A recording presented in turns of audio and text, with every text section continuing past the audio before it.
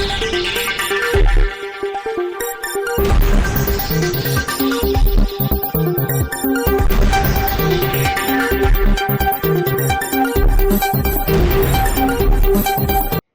દર્શક મિત્રો, આપ જોઈ રહ્યા છો શિનોર સમાચાર।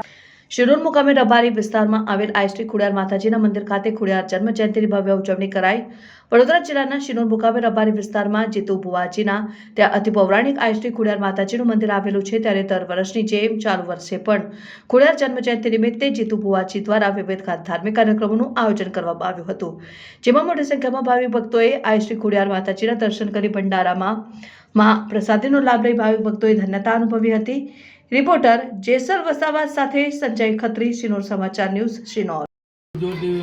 સવન 2081 મહાવરસ સુદ આઠમના દિવસે ખોડિયાર જન્મ જયંતિનો દિવસ છે। ખોડિયારનું પ્રાગટ્ય સ્વરૂપ છે તે દિવસે તો આજે મીરા મેઘાની ખોડિયારમાં શિનોર મુકામે ખોડિયાર મંદિર આવેલું છે, ત્યાં ભાવિક ભક્તો